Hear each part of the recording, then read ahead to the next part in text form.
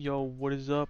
So the time right now is 11:10 p.m. and I'm making this video to basically give my predictions on who is going to be winning tomorrow. It is a NRG versus Fnatic rematch from the upper bracket final. And basically I want to go over what it would mean to Valorant and what it would mean to the players if Fnatic were to win or if NRG were to win. So that's why the title of the video is. And by tomorrow, we will be seeing who will be crowned as the new leader of the VCT. Because whoever wins this, I believe that a lot is going to change. Now, I'm going to start off with pretty much the easiest one to analyze. And that is going to be Fnatic. Now, we're going to start with Kayak. Kayak is a rookie. Pretty sure they took Kayak from Tier 2 Valorant from Apex right after they won Ascension. So basically, yeah, they got Kayak and they dropped Durka right after Ascension. And then next, they got the American Blood, Crashies. Now, Crashies, of course, has been in a final before with Optic a long time ago. And just let it be known that, this, honestly, this shows a lot. It shows that, people like Crashies might get, undervalued. But at the end of the day, Crashies is still one of the best players, honestly. He might play a quote-unquote, you want to say, support role, even though he does his own fair share of doing well in these matches. Typically people that just hate just call Crashies a support player. But honestly, at this point, you might as well give him his flowers, bro. Out of all the other initiators that are in the NA region, Crashies is still one of the best, even though he didn't perform that well with NRG when he was there. He's clearly just proving he still has value, even though the treacherous NRG days are over for him. But then we got Boaster. Now, me personally, I don't know, I've seen Boaster dancing literally for fucking 3 days straight. Honestly, I don't really like a lot of the dancing, if I'm being completely honest. But I'm not really trying to be a hater or anything. But I don't know. I just find it kind of weird that you're tier 1 Valorant player and you're break dancing on stage. It's as if you don't want anybody to take your team serious whatsoever. You don't have to be dead crazy serious, but I appreciate the teams that do have a seriousness to them. NRG are one of those teams that are kind of all gas no breaks, just a pretty much out and out serious team. But this would also mean that Boaster finally gets his Valorant Champions win. He's been to pretty much every single Champions and has never won yet. He has a couple of Masters wins under his belt, and he has a couple of second places under his belt, and it'll be finally Boaster's time to win. And then we got somebody like Alphayear, still young as hell, Masters winner, still dominant as shit, and if he were to win this year, the Valorant Championship would just add on to his resume. He still has a lot more to play and a lot more to go. I mean, he's just clearly proving that he's one of the best still. Then of course we got Chronicle. I seen a post that was talking about Chronicle, and it pretty much summed up what I say about Chronicle. He really wasn't the best on his team almost ever, but he's always been maybe second or third. And I mean, that's not really the shit on Chronicle, but I mean it's just kind of true. You can call him the best player, sure, but at the end of the day, you can really just kind of toss it up to the fact that he's played with Nats, that's one of his wins, and he's played with somebody like Alphayear and Durka, that also accumulate his wins too. He's usually just around stacked talent 9 times out of 10. But himself, he's not a bad player. He's good in his own right. I'm not, like I said, I'm not trying to hate on these players whatsoever, but I'm just gonna go on to the next one. Now we've gotten NRG. Okay, now it's time to get serious, since I actually know the Americas way more than the EMEA. First, I'd like to say this. I have NRG winning tomorrow. And if I had to make a prediction and try to make a smart prediction, I believe that NRG is either going to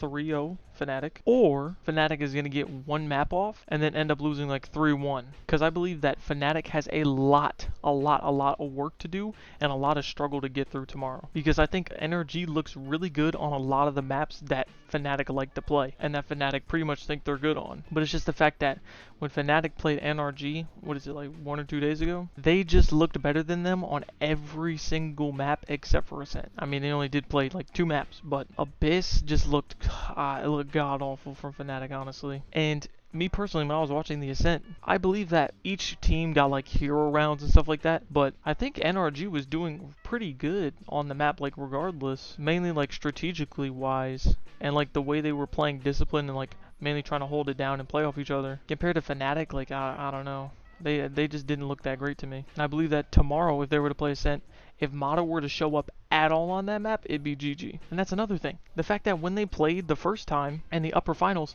Mata really wasn't anywhere to be seen. if I'm being honest. It was pretty much like Scuba and Brock. Also people like Sam, like putting in that fucking work. And of course like the occasional like Ethan Clutch and Mata towards the end of Ascent started to like just run it at fucking Boaster. But pretty much Mata on the very first half of Ascent was getting shit on. Every single time he'd peek towards mid, he'd get timinged or they'd walk up on him. But yeah, I pretty much got NRG winning tomorrow. And like I said, it's going to be very hard for Fnatic to end up having to fight back, in my opinion, of course. But going down the row of players, what will this mean? Because pretty much with Fnatic, if they win, that just means like every single player is just elevated at this point. You know what I mean? I don't think a lot will amount from it. Of course, every team already looks at Fnatic for like inspiration and shit. So it's not really like a crazy change or shift that's going to happen. But like I said, going down the row, starting with Ethan. Ethan will win his second title if he wins again this year, because he won his first with EG, and if he wins again this year, he'll be winning with NRG. Then at this point, clearly you just have to look at Ethan and most likely copy how like Ethan either plays, the way he thinks, or just like the role they put him in, because clearly he'll be one of the best players at that point with 2 champs wins. Literally nobody has had 2 champs wins yet. So yeah, everybody would have to give their respect to Ethan, and I'm not gonna lie, this fucking guy might just retire after 2 champs wins. And I think this guy is married. Yeah, I think he might actually retire. And then we got Sam. Of course, I believe that Sam is one of the best aimers in NA besides like somebody like Tens.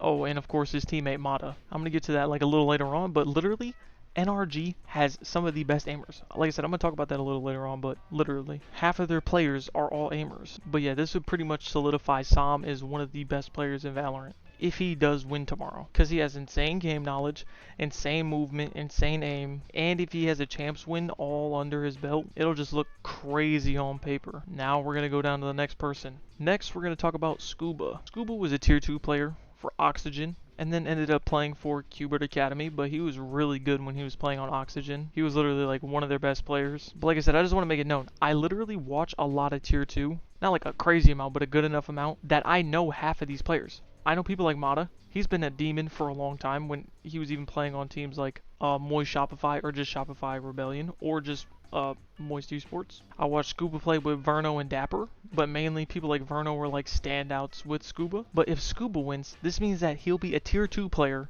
that goes from one org to another and then instantly wins a championship with his new org. Like, he literally got on the team in June and he'll be winning a championship by October, the beginning of October and like the end of June, because he only joined in at like stage 2 and joined NRG. Like, it would be actually insane, and it'll lead into like my point that I'm getting at later. But the next person we're gonna look at Brock. Now, I'm not gonna lie to you, I literally was one of those people that would flame Brock and call him ass very often. Mainly towards the beginning of the season, because of course the initiator role, you know, is just that one role that everybody likes to shit on, or oh, if you're not dropping 30 you're getting called ass, even though you're like kind of a support player. Also, you got people that play that same role that do very good, like people like Verno. Verno will play the support role and play the Sova role and do very well. So if you're not one of those players, you will get shit talked about you, even though it's not even really your job. But then you look at Brock's recent games, oh my god, this fucking guy is literally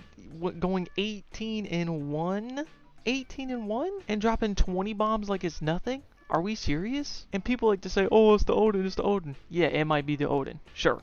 But at the same time, this guy's insane. I think there was a clip from FNS's stream where he literally said Brock would go into custom games and spray the walls and shit and try to spray in the certain patterns that people would run in so he gets a perfect spray off his Odin every time. But he's also not bad at rifling. I literally watch him win a clutch for NRG against Fnatic with a fucking rifle. So clearly he knows how to rifle even if he doesn't have an Odin. But it's just like the Odin is so oppressive in his hands, dude.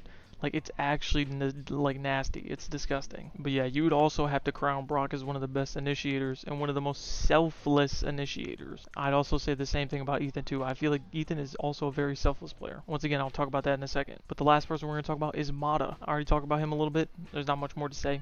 This guy's actually just an insane aimer. Like, that's one of his best qualities and best skills. He just walks around the map and fucking headshots everybody and outguns them. Like, he'll turn a losable round that's unwinnable into just like a giga banger where he gets like literally like an ace. And what's fucked up about it is also the fact that Now I'm going to tell you all what the whole core of NRG is. NRG has some of the most selfless players on planet Earth on the team. I'm going to give credit to their coach. This fucking guy Bonkar came from Oxygen, and his ideology of the game, I don't want to call it flawless, but it's very, very good. Like, he literally instills supreme confidence in his players by basically telling them things like, oh, as long as you're making the right play, then it doesn't fucking matter. So none of his players have ego at all. There's been multiple times where I've seen Sam and Ethan specifically jump in front of like 2 or 3 different players just so another player on their team like Mata or Scuba can fucking clean them all up. Like, it's actually insane. If you watch the game tomorrow, literally watch Sam and watch Ethan. They will literally throw their body and throw their life away just to win a round and just to make their teammates look better. And if you were to look at somebody like Mata, he's the duelist. He still has supreme confidence in himself. Even though he starts out like the map even a little bit slow, it doesn't fucking matter because he'll know he'll heat up by the end of the game. And even though he might be doing bad, he knows that he's just going to pick it the fuck up. So he'll literally go entry, go run in, go die, just so the team can get better positioning, and then the next round, he'll ego peek again with not a care in the world. Now, whether or not you want to call it like a good attribute or skill is completely up to you, but I find it very impressive that literally the whole of NRG is just entirely confident. You wonder how they can bring it back from like a fucking 11-1 half against the leading world champions. Literally, they were down so bad against EDG and managed to bring it all back and not give a fuck at the fact that they were literally getting their shit pushed in. So yeah, basically, all I gotta say is if Mata arrives tomorrow and actually plays out of his mind, they're 100% gonna win. Just because how selfless the team is, they're just going to end up winning regardless. And now, the main thing I wanted to get at is the fact that Tier 2 will change for forever if they were to win, okay? If NRG were to win, the whole Tier 2 landscape will be completely shaken up, in my opinion. Now, I don't, like, 100% know for certain, but let's imagine it, right? You pull 3 Tier 2 players and you give them 1 year in the VCT Tier 1, and they win a championship. What does that mean for the rest of Tier 2? Especially now that the Ascension is apparently going away and you're going to be able to qualify for Champions as a Tier 2 team, and you'll do that by beating like one of the Tier 1 VCT players. And then as a Tier 2 team, you can go to Champs. Now imagine the orgs like MV or TSM that are still in Tier 2 like currently right now. Imagine them picking up 3 random like crazy insane players, trusting in them, and then just sending them to Champs because they're so good. And then that Tier 2 team, or that Tier 2 like organization like TSM or Envy, they'll get all the prize money from winning or going to Champs. And going to Champs gives you a lot of prize money. You get like 50k bare minimum by just arriving. And then after that, if you place any higher, you'll start to get into like the 100ks, 200ks, and like 80k. But yeah, if I'm being completely honest, I would see half of these teams literally wiping their whole roster and just restarting and buying up all the Tier 2 players just so they can contend and just so they can win games. And this is me like currently like specifically looking at Tier 2 NA Valorant, because there is a lot of talent in NA Valorant. And after the Ascension, literally there's gonna be at least 5 extra players that need to get picked up, okay? Bare minimum. So let's say TSM wins or Envy wins, or if they both lose, there's gonna be 5 players on the market that are the top of the top, literally, that just went to Ascension, that need to get picked up for Tier 1. And I hate to be the bearer of bad news, but there are 4 Brazilian teams that were at the bottom of the board, 3 of them that literally only got 1 win over the entirety of the season. And then you had a team like FYP come in and play for Furia and manage to win a game and actually show like a little bit of like proactivity. I don't know, some of the Brazilian players might have to pack it up or just get on one big group team and then try to send their shit to like a Masters or something like that. But yeah, I'm personally rooting for NRG to win solely because it'll change the landscape of Valorant, and I feel like it'll be the best for Valorant if they do win. But if Fnatic do end up winning, I can't even be mad, honestly. Every player on the team like deserves the win. They all work hard, they all play disciplined as shit, they all do well, and it all seems like everybody that plays has been destined to win like this championship, except for like kind of like NRG, you know what I mean, because they just came from Tier 2, you know. And if they manage to lose tomorrow some way somehow, I wouldn't even fucking blame them, because they made it this far, and it is their first year, the very first year in VCT for 3 of the players. But yeah, I got my money on NRG winning, and that's pretty much all I gotta say. So if you want to, let me know who you got tomorrow, and let me know who you thought that was gonna win champs this year. Okay, this is after the recording, but I only had a few more things to say. Okay, first thing is I wanted to guess what maps NRG and Fnatic would ban. I got NRG banning Sunset, and I got Fnatic banning Abyss. Now, if I do get my bans correct, can you like actually sub up to the channel, please? Please. If I manage to get it correct, can you sub up? And none of the other like picks matter because they automatically get played because you need to play 5 maps. And I cannot honestly predict what map they're gonna pick and what side they're gonna pick. So sorry. Also for the champs pick'ems, I only got 137 points, which is like what, top 13 it said. So that's not that high, but 137 points is not that bad. I'd also like to say that after the group stage, I believe that NRG was most likely gonna win, or they're the team that I wanted to win the tournament. Like I wasn't necessarily like super convinced that they were gonna win, but they're the team that I was rooting for after Sentinels lost. But yeah, that's all I wanted to say. Bye bye. All right, I'll see ya. Peace.